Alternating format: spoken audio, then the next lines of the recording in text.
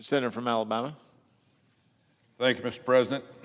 You know, last week, many of us reflected on the blessing it is to live in the greatest country on the face of the earth, our country that provides safety and security for millions and millions of people. Freedom and free enterprise lift more people out of poverty than any other system or country in the history of the world. But our country cannot exist without a robust economy. It is impossible. And you can't run an economy without fossil fuels. That's also impossible. However, there is an alarming and growing trend to put unproven theories and radical ideologies over common sense. And it's catching up with us as we speak. Years of attacks on reliable American energy sources in the name of green policies has taken us backward in our progress to produce affordable, accessible, clean energy. Global supply chain issues accelerated the consequences of these policies, leaving many Americans unable to afford things like gas and utilities. As we inch closer to the coldest part of the year, we face the real threat of the energy crisis. At a time when all Americans should feel the warmth of the holiday, many of them could be and will be left out in the cold. The United States already loses more people in the winter months than in the warmer months, and skyrocketing utility bills could make millions of Americans vulnerable as temperatures drop. We must change course. It is time to end the blind allegiance to unsustainable energy policies. It's time to end the relentless pursuit of eliminating fossil fuels. These policies are suffocating the American energy sector and the economy as a whole.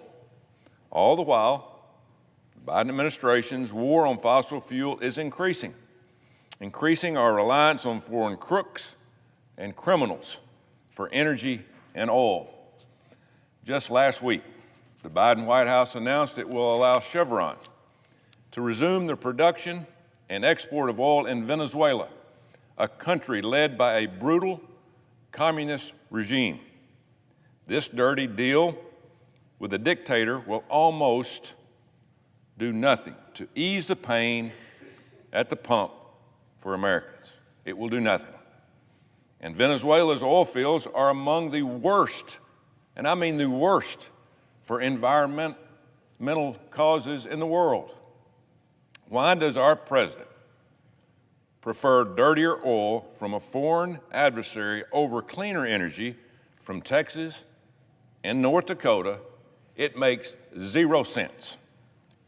Per usual, this administration is focused on distractions to make the American people think they're doing something to bring down energy costs, which they're not doing one thing.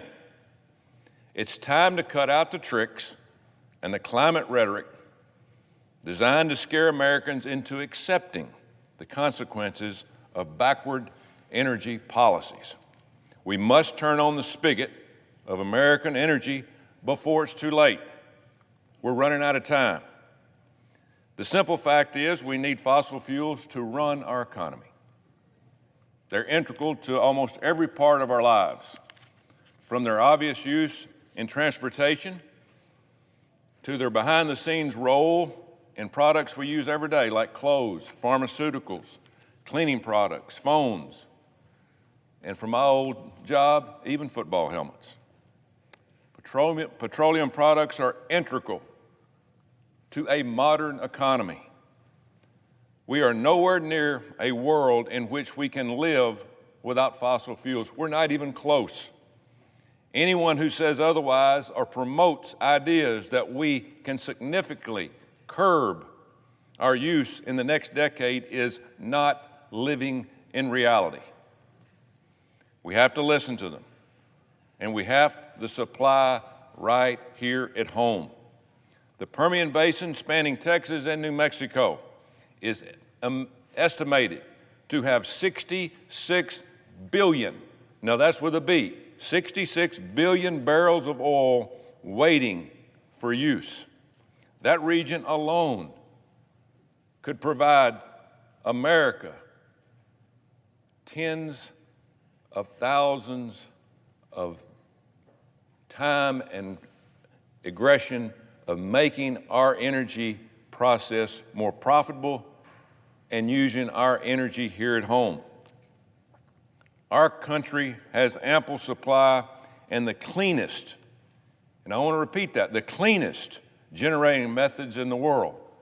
Not dirty oil like Venezuela, but the cleanest of anywhere in the world. We should be producing energy in America with American workers. However, for nearly 2 years, the Biden administration has promoted the ideals of climate change activists and undermining our energy industry. Within hours of taking office, President Biden signed several executive orders designed to reverse policies that promoted energy production. Instead, he instructed various arms of the government to put unnecessary burdens on fossil fuels.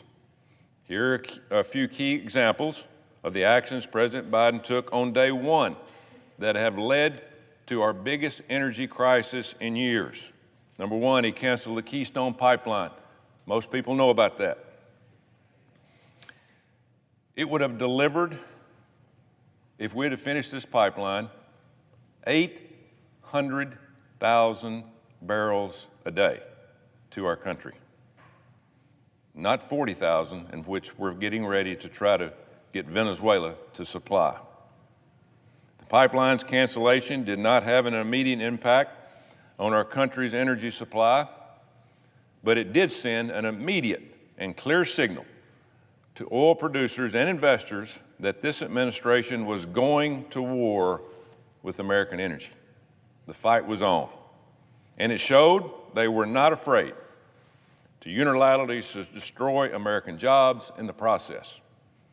As long as green energy activists were satisfied, that's what they were going to do. Number two, the president halted new oil and gas leases on federal property, included tribal land in New Mexico, despite the objections of Native American leaders in the region.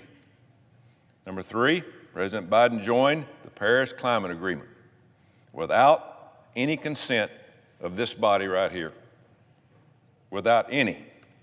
The American people should always be allowed to weigh in through their representatives in this building when our country plans to join a binding international agreement.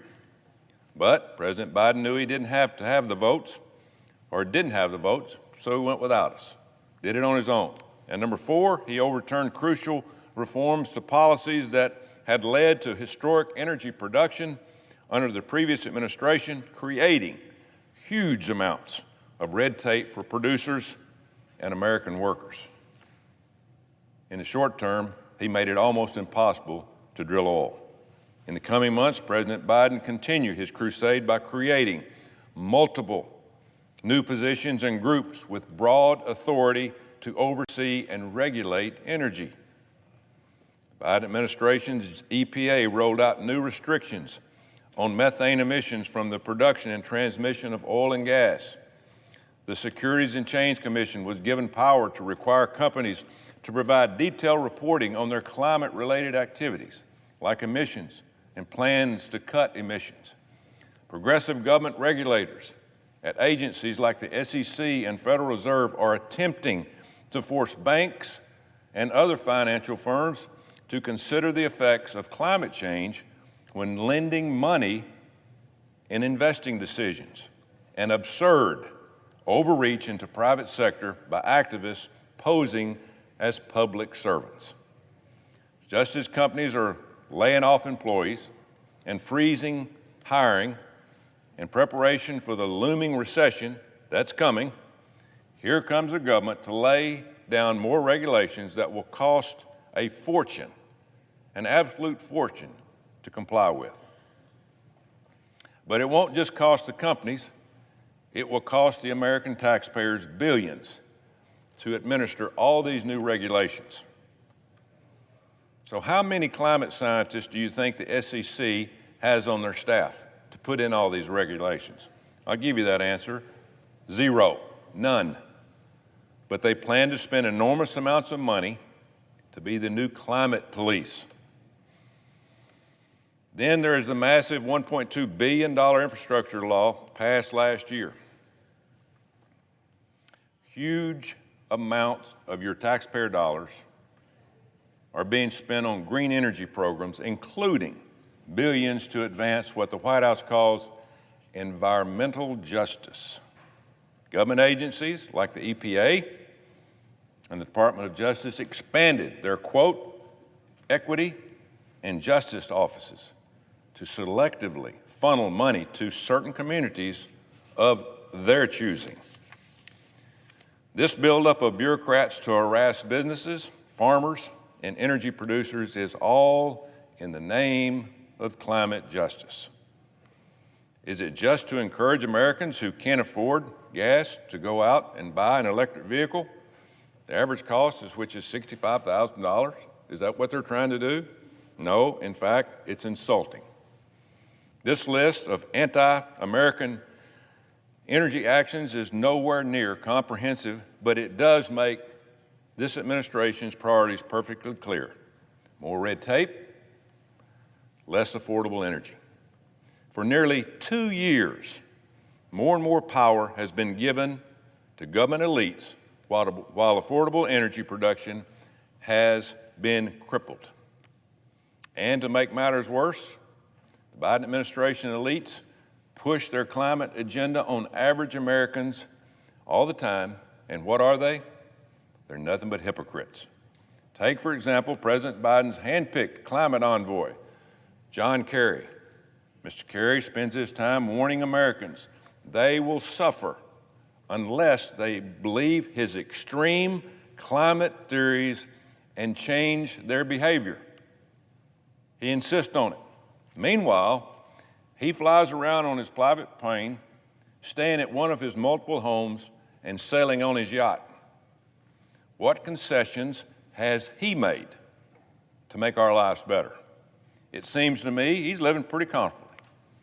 But he's not cutting back. He's asking you to cut back. When he led our country's delegation to the United Nations Climate Change Conference just a few weeks ago, he flew in one of the 400 private jets from around the world that took leaders to Egypt to talk about this climate change. I talk about Mr. Kerry, I don't even want to get into the discussion about our multimillionaire buddy, Al Gore, who has made millions on climate change, that everything that he's predicted has not come true. Not one thing. But he's made millions of taxpayer dollars over the years. These are the same people telling farmers to find new jobs and average people to ride a bike to work when they're out there making money off climate change and being hypocritical and telling you to change your lifestyle. President Biden, John Kerry, and Al Gore, and climate activists want pain and suffering for you, but not for them. It is absolutely hypocritical, and I'm hoping the American people see right through it.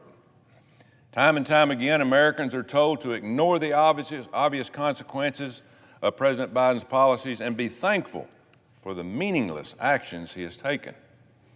After gas prices hit historic highs over the summer, President Biden took to draining our country's strategic petroleum reserve to bring prices down just before the election. How convenient. But Americans are still feeling the pain at the pump.